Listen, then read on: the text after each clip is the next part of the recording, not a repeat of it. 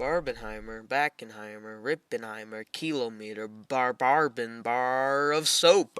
Barbenheimer, whether you like it or not, has represented a significant point in Hollywood history. As I once said in my Elemental video, audiences really have changed. While yes, these are moderately budgeted films with expensive sets and casts, they come from a truly inspired vision, unlike what most Hollywood movies are like today. While yes, Barbie is technically a commercial for Mattel, it tries its own message that wrangles with feminism and the patriarchy, which is ambitious in its own right. Oppenheimer as well is successful for its famous director, which is not a precedent that is often given to anyone in the film industry. It's also a film that is unlike other war films and has this unique flavor to it, because, it's tackling an entirely different subject matter which we don't really like to specify. Both definitely have star power, but they stuck around because of the actual quality.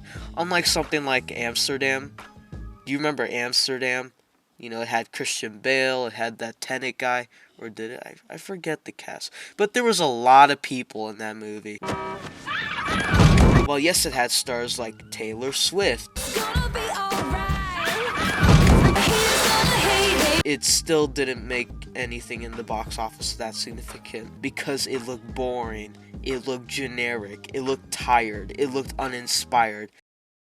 Other synonym for boring. With Barbie and Oppenheimer combined, along with an extra chemical, really good marketing and word of mouth, you have a powerful force called Barbenheimer. What once would be a box office battle became a united way to celebrate these two unique films with two distinct personalities of complete opposites. A trend that is inspired, that actually motivates not just ticket sales, but is also an appraisal for both of these inspired films that actually tried risks and did them properly with the budget they wanted, a lightning in a bottle idea. However, as the saying goes, lightning never strikes the same place twice. Introducing Saw Patrol! Oh my fucking god. You want to know why this sucks? It takes a trend specifically made for these two films and misunderstands why it worked in the first place. It's a sort of Frankenstein version of Barbenheimer that puts these two forces together. But unlike Barbenheimer, they just don't fit together. Unlike the basic concept of Barbenheimer, which is opposite tonal-wise, which creates, neatly composed posters like this one, underneath they have a lot of similarities on how both subjects have an effect on the rest of the world. Barbie as a figure in gender, and Oppenheimer in political power. Both have a wider range of major cast members. Oppenheimer is the literal Avengers for white men actors, while Barbie has major stars like Ryan Gosling, American Ferrera, Margot Robbie, and Dua Lipa.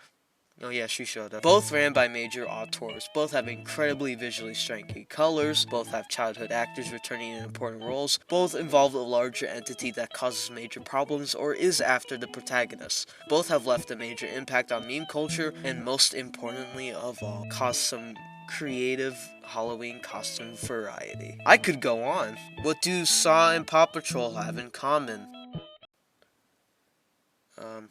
Oh, I got it. Movies that release on the same day with opposite tones. Oh wait, that's just Barbenheimer. But jokes aside, that's an entirely individual observation and opinion. As for actual similarities, even in a vague gray area, I cannot for the life of me think of any similarities. But that's me and my limited brain capacity. So what do the general population think? Well, I did a social experiment and asked people about this. Well, it's a small group of people, but it is a group of people with their own individual thoughts. All the results will remain anonymous. Except for Brian. Okay, can people answer this for me? What's the similarities to Saw and Paw Patrol unironically? If you can figure out any, I will clap. This is a social experiment. There's like the cop dog, yeah. And Saw involves cops sometimes. Bam! Jigsaw tries teaching moral lessons also. Bam! Just like Paw Patrol to preschoolers. Maybe Saw Patrol isn't that— Shut up! Both have multiple films and are a well-known franchise. They both make an ah sound. We really find these similarities in vocal pronunciation. That's how little they relate. Both have cops and traps. Since when did Paw Patrol have traps? It has like nets. Those classify as traps. I win. Nuh-uh. I win in golf terms. Nuh-uh. Disagree. At most, I win in basketball terms. Saw rhymes with paw. Saw is a horror movie. Paw Patrol is, oh. What do you mean, oh? I kinda see it. How, though? Paw Patrol also has evil in their tones. Do the dogs set up traps? Ryder isolates them in his pups and only calls on them during accidents. And also, Ryder causes some accidents on purpose. What is this social experiment for? This seems oddly specific. And so, as you could tell, most answers were either they rhyme, or they both involve cops, or the dogs are technically trapped and tormented by their human ringling. You know, the usual stuff. But overall, you could only loosely tie it together in factoids rather than in its scale, themes, or impact on culture. This is a classic form of trend chasing. When something becomes too big and too good, it's then time for the leeches to try to replicate the formula, which creates commercials like this. Like the memer. What? You spicy goodness. Like a bow.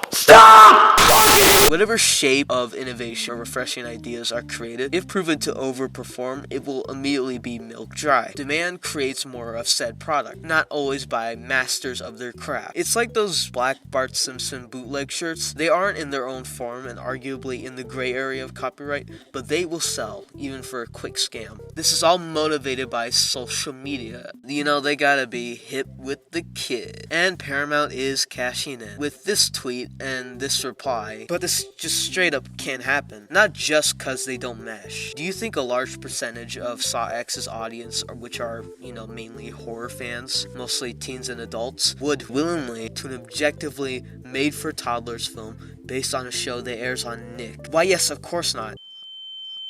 Unless you're a man-child. Or how much it will be underwhelming, unless they're, you know, being filmed in or being idiots. That just makes you look immature as these fucking toddlers. So just don't do that. People already undermine animation in general, so when a full-on toddler film is being promoted as this big trend, why bother with the joke? It will only bore you. It won't challenge you or make you feel anything outside of that age demographic, since it's targeted for brains that are still, you know, developing and in school. And I don't think anyone besides kids would find a Paw Patrol sequel fun, unless you wanted to ruin the theater experience for a bunch of parents who have to take care of their crying, screaming, pestering, annoying toddler child. Goo goo gaga-ing at the screen for, you know, a bunch of fucking dogs. Why, yes, I'm talking about the Roman Polanski film Strays 2023. But the good thing is, after said Twitter quote retweet by the official Paramount Pictures account, people started to realize how forced it was. It was merely a joke in the first place, but in practice, it was bad. At least that's how it started. When a company supports it, it feels too exposed. Just when a meme becomes too exposed, it either becomes postmodern or post-ironic, like the return of the top text, bottom text meme format, where it becomes a joke in of itself. But when it dies, it only returns as something messed up only the mentally insane could get.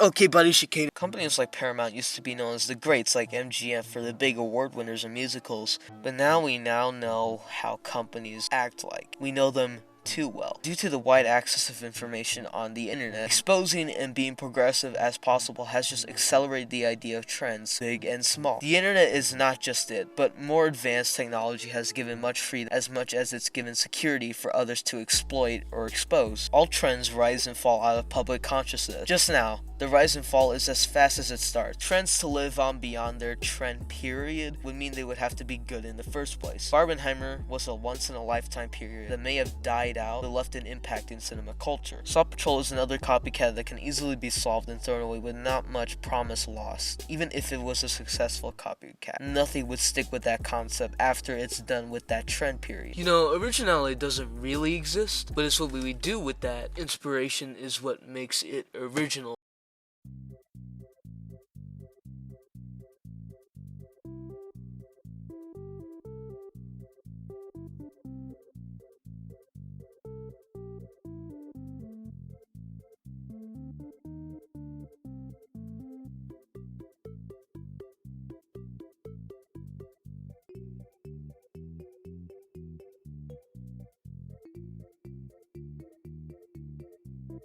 Barbenheimer. Barbenheimer. Barbenheimer.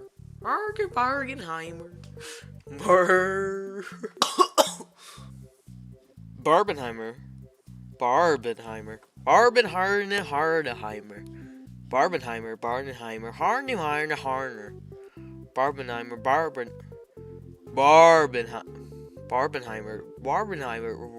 Lackawaggaheimer, Fungerheimer, whether you like it or not. Barbenheimer, Barbenheimer, bars of soap. Barbenheimer, bar of soap. Heimer, Spinkelstein. Fuck off. Screw it.